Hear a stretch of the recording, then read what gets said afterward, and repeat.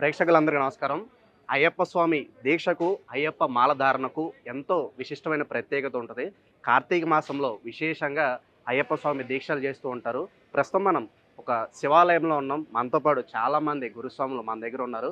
So, Ayyappa దీక్షకు సంబంధించి మనకు కొన్ని ధర్మ సందేహాలు ఉన్నాయి. సో, వాటికి తగిన సమాధానాలు గురువుగారిని అడిగి తెలుసుకుందాం. ఇక్కడ చాలామంది గురువుగారు మనతో పాటు ఉన్నారు. ఒకసారి వారితో మాట్లాడదాం. గురుగారు నమస్కారం. స్వామి శరణం. గురుగారు ఎలా అనిపిస్తుంది? ఇన్నిసార్లు మాలధారం ధరించారు, మరి ఇది ఎన్నోసారి అయ్యప్ప దీక్షలో ఉండటం, పూజలు చేయటం నిత్యం ఎలా అనిపిస్తుంది మీకు?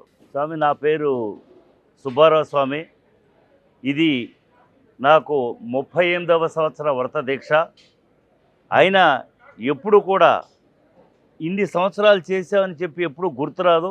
ఎందువల్లంటే ప్రతి సంవత్సరం ఒక కొత్త తరహా స్వామిని చూడాలి, స్వామిని సేవించాలి, స్వాములకి సేవ చేయాలి, స్వాములకి అన్ని ఏర్పాట్లు చేయాలనే దాంతో ఆ సదుద్దేశంతో ఈ కార్యక్రమాలు జరుగుతాం.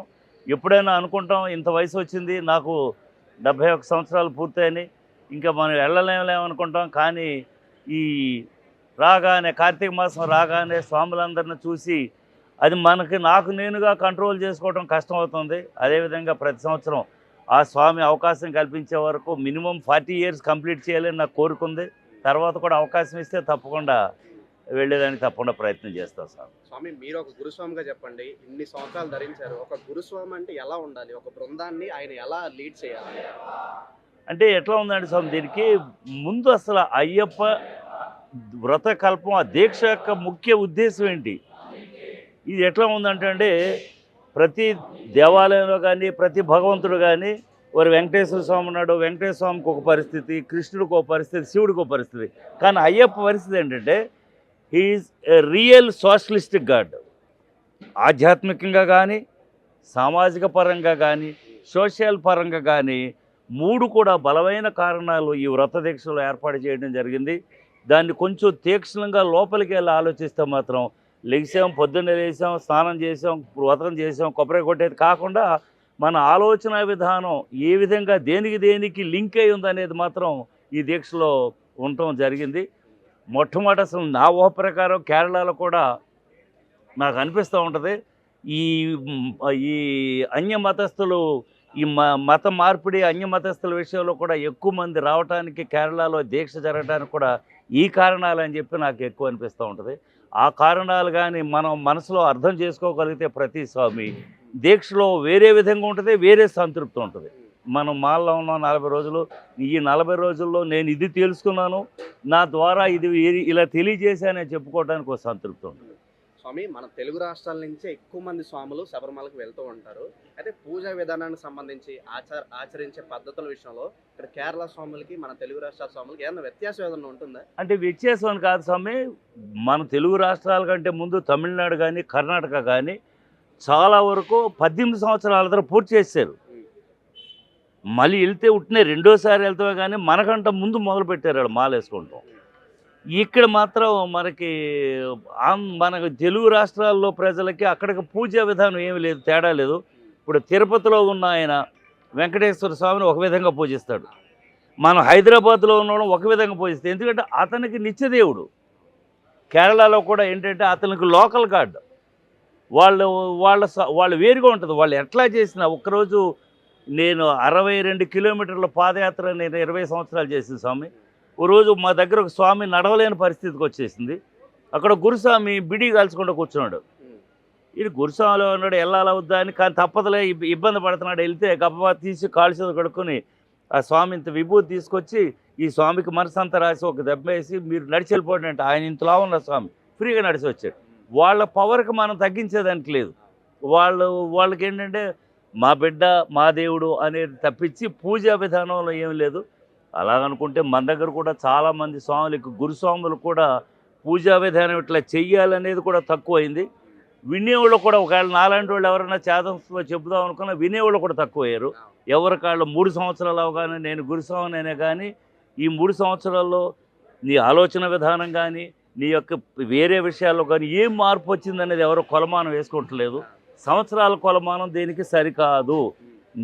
నాకు 38 సంవత్సరాలు ఉన్నా సరే నేను అయ్యప్ప వ్రత విధానంలో నేను ఎల్కేజీనే.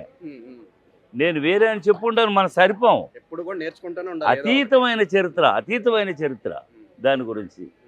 మ- మా ఆనందంగా ఏంటంటే స్వామి తప్పకుండా ఈ మాల కార్యక్రమంలో మమ్మల్ని ఎవరు బలవంతం చేయలేదు. మేమే అందరినీ ఏదైనా ఇబ్బంది ఉంటే రుగ్మత ఉంటే కాదురా నాయన మీరు ఈ మాల వేసుకుని దీక్ష చేస్తే మాత్రం అవుద్దని చెప్తున్నాం. మీకు దీనికి ఒక చిన్న గోల్డెన్ ఎగ్జాంపుల్ చెప్తా. దీక్ష అనేది సపోజు ఒక కాంపోనెంట్ ఉందనుకోండి, యాక్యురసీ ఎంఎంతో సహా యాక్యురసీ కావాలి. యాక్యురసీ వస్తే ఆ కాంపోనెంట్ ఖరీదు 500. మనం నెగ్లిజెన్స్ తోటి ఏ 1 or 2 mm డిఫరెన్స్ వస్తే ఏముందంటే, సపోజ్ వాచ్ కేసు ఉంటుందండి, 1 or 2 mm వచ్చినా బ్యాక్ కవర్ ఎక్కదు, ఎక్కపోతే దాని ఖరీదు రూపాయి. యాక్సెప్టెడ్ క్వాంటిటీ అయితే 500, రిజెక్టెడ్ క్వాంటిటీ అయితే ₹1. దీక్ష కూడా అంతే స్వామి. యాక్సెప్టెడ్ క్వాంటిటీలో ఉంటే దానికి 500 రూపాయల మహత్యం. మనం ఏముందిలే స్వామి చూస్తున్నాడా గురుస్వామి చూస్తున్నాడు అనుకుంటే ₹1. This is the golden example వ్రతంలో మాట. అది స్వామి. గురుగారు అలాగే మొదటిసారి అయ్యప్ప మాల వేసుకునే వాళ్ళు ఎలాంటి నియమాలు పాటించాలి? అలాగే కొంతమంది భక్తితో కాకుండా ఏదో కొన్ని వ్యసనాల నుంచి కొన్నాళ్ళన్నా దూరంగా ఉంటాము అని చెప్పి అదో అనేది భావంతో వేసుకుంటుంటున్నారు. అలాంటి వాళ్ళకి ఏం చెప్తారు? అలాగే మొదటిసారి వేసుకునే వాళ్ళు ఎలాంటి జాగ్రత్తలు పాటించాలి? అసలు మొట్టమొదటిసారి మాలాధారణ జరిగినప్పుడు స్వామి, మాలాధారణ 45 నుంచి మినిమం 50 రోజులు చేయాలి స్వామి. వీళ్ళు ఏమనుకుంటారు మండలం అంటే 40 రోజులు 41 రోజు సరిపోద్దని. కానీ ఈ వ్రత దీక్షలో మీకు సూర్యోదయానికి ముందు పూజ కార్యక్రమం పూర్తి అవ్వాలి. సూర్యాస్తమయం అయిన తర్వాత పూజా కార్యక్రమం ప్రారంభించాలి. ఒక్కోసారి ప్రతి వ్యక్తికి కూడా బడలిక గురించి కానీ ఆరోగ్య పరిస్థితుల్లో ఆ నియమాలు నిబంధనలు పాటించకపోవచ్చు. ఒక్కో రోజు వ్యాపార రీత్యా కానీ ఉద్యోగ రీత్యా కానీ వ్యవహార రీత్యా కానీ మానసికంగా కొంచెం అసంతృప్తి ఉండొచ్చు. ఆ రోజున జరిగిన పూజ మీకు దీక్షలో కౌంట్ కాదు. దాని గురించి ఎప్పుడు మేమేం చెప్తున్నాడు, ఒక 10 రోజులైన దీక్ష ఎక్కువ చేయండి. చేసినప్పుడు రెండోది, ఇప్పుడంటే మా పంచగిరి భక్త సమాజంలాగా హైదరాబాద్లో కానీ మన కోకటపల్లిలో కానీ హౌసింగ్ బోర్డులో కానీ 10-15 మంది అన్నదానాలు చేస్తున్నాం.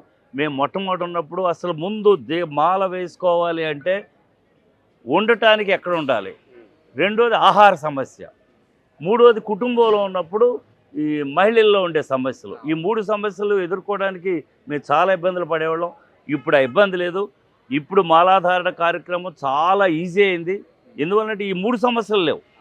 ఇక మన ప్రతి చోట దేవాలయంలో పీఠం ఉంది, ప్రతి చోట దేవాలయాల్లో కానీ ఇట్లాంటి చోట కానీ భోజనం పెడతారు. దానికి ఇప్పుడు హాయిగా ప్రశాంతంగా మనం దీక్ష చేసుకోవటానికి అన్ని విధాల సపోర్టింగ్ ఫ్యాక్టర్స్ మనకు సమృద్ధిగా ఉన్నాయి. అప్పుడు మాకు చాలా ఇబ్బంది ఉండేది. అయినా సరే దీక్ష ఆ రోజుల్లో దీక్షకి ఈ రోజుల్లో దీక్షకి కొంచెం డిఫరెన్స్ ఉంది. ఆ రోజు గురుస్వామి కనపడగానే మేము పాద నమస్కారం చేయటం, దండం పెడతాం, ఇట్లా ఉండేది. ఇప్పుడు ఇలా చూస్తే ఇలా చూసుకెళ్ళిపోతామే కానీ పిల్లలకి అట్లా అనేది. గురువు అంటే ఏంటంటే అది నేనేమంటానంటే శిష్యుడి కంట గురువు అజ్ఞానాన్ని తొలగించేవాడు, మార్గదర్శకుడు. ఈయన ఎంతవరకు చెప్తున్నాడు అనేది అది కూడా కావాలి. ఈ రోజున గురువులందరూ మేము మీకు పత్రికాముఖం కానీ డిజిటల్గా మేము చెప్పకూడదు, చాలా రకాల ఇబ్బందులు ఉన్నాయి. అయినా సరే చక్కగా ప్రతి సంవత్సరం కూడా స్వాములు భక్తులు పెరుగుతున్నారు. హాయిగా ఆనందంగా యొక్క కార్యక్రమంలో పాల్గొంటున్నారు. ఆ స్వామి యొక్క అనుభూతిని ఆశీస్సులు పొందుతున్నారు.